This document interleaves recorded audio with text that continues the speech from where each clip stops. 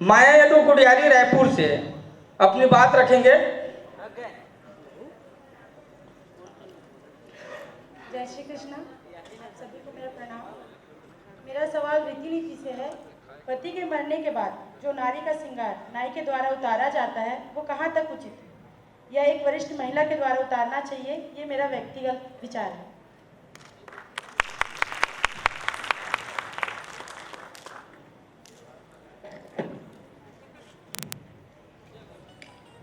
बहन जी का जो प्रश्न है बहुत सारगर्भित है।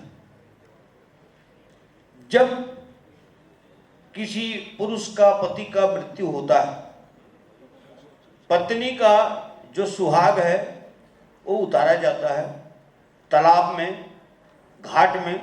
वहाँ पर उनके साथ में पूरी परिवार की महिलाएं, डिवार ग्रामीण महिलाएं होती हैं। लेकिन एक पुरुष नाई वो जो है उसके श्रृंगार को उतारता है। यही बात है ना। तो महिला प्रकोष्ठ की ओर से यह प्रश्न बहुत अच्छा प्रश्न रखा गया है। लेकिन यहां पर जो उन्होंने एक उत्तर दिए है, उसमें प्रश्न के साथ उत्तर भी दिए हैं, है ना। प्रश्न तो ये है कि एक पुरुष के द्वारा उतारा जाता है, वो ठीक नहीं है।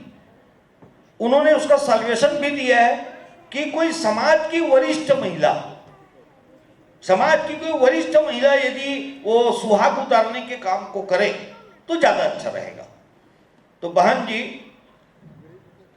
60-80 साल की कोई वृद्धा विधवा हो रही है और उस भीड़ में उससे बड़ी कोई नहीं है, तो फिर एक नई समस्या खड़ी हो जाएगी, है ना।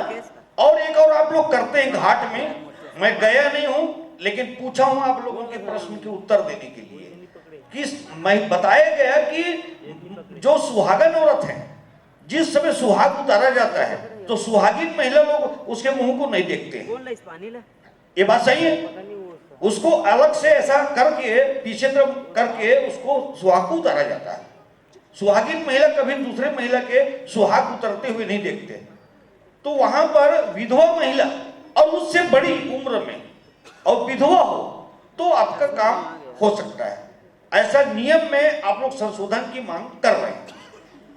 और अभी तक के हम लोगों ने खोज किया, बहुत मेहनत की इस प्रश्न को उत्तर के लिए। इसमें नाई के द्वारा उतारने के पीछे एक कारण है कि यह जो कार्य को शुभ कार्य नहीं माना जाता।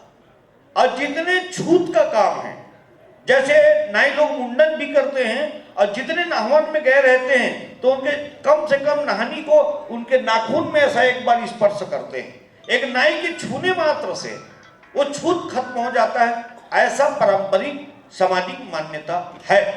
जैसे कपड़ा धोबी लोग निरमा में डुबा के खाली निकाल देते हैं तो उससे छूत खत्म हो जाता है। ये हमारी सामाजिक परंपरा है और मान्यता है।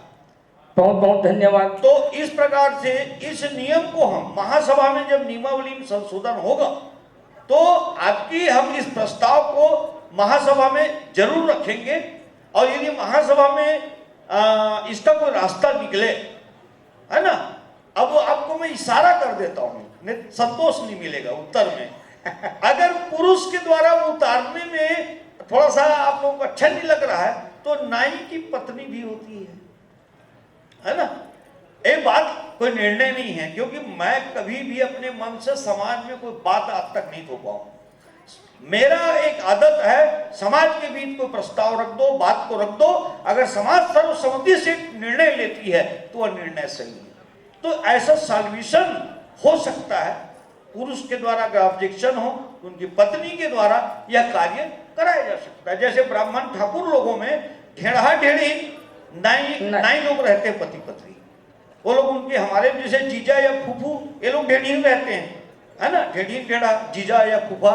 उनके में वो लोग तो ब्राह्मण ठाकुर लोग जो है नाई को, पति पत्नी को ढेढ़ा ढेढ़ी रखते हैं। तो कहीं ना कहीं उस नाई जाति का महत्व है, उसको आप लोग एकदम से अन्यथा न लें।